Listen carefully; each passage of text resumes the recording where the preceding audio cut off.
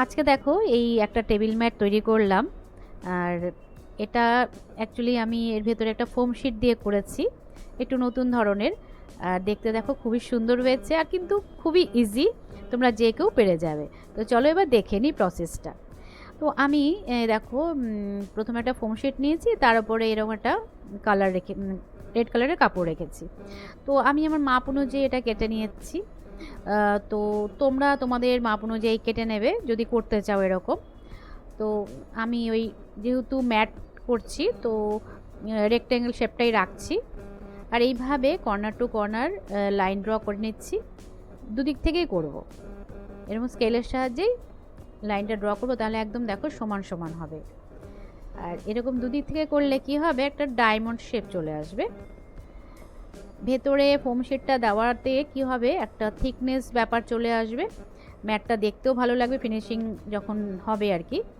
তো এবারে এই যে লাইনটার ওপরে আমি যে ড্র করেছি সেটাকে তার উপর দিয়ে সেলাই করে নিচ্ছি। দেখো ফোম শিট আর ওই কাপড়টা একসঙ্গে দিয়েই সেলাই করছি, পুরো লাইনের ওপর দিয়ে দিয়ে।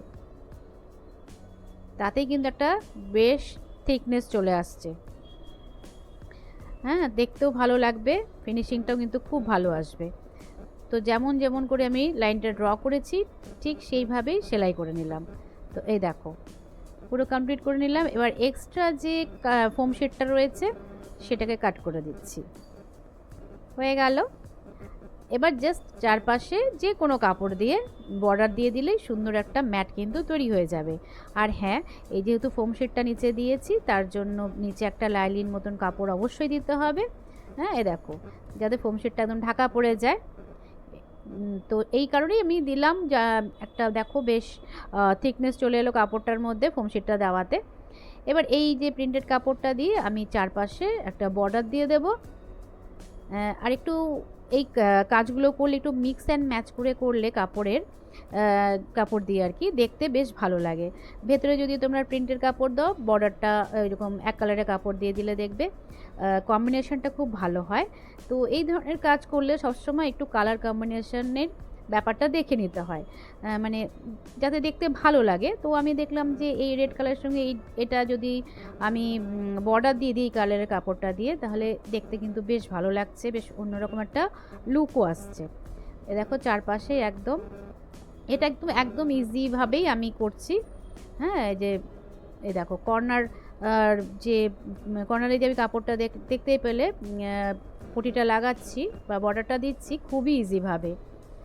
তো এই দেখো জাস্ট এইভাবে সেলাই করে দেব, সুন্দর হয়ে গেল একটা ম্যাট। আর কত ইজি প্রসেসে দেখতেই পেলে। দুদিক দিয়েই কিন্তু দেখো ইউজ করা যাবে। পেছনের পাইপিংটা খুব ভালো লাগছে দেখতে, আর ওপরে পাটটা তো দেখতেই পাচ্ছ কত ভালো লাগছে, দেখো ডায়মন্ড শেপের মতন চলে এসেছে।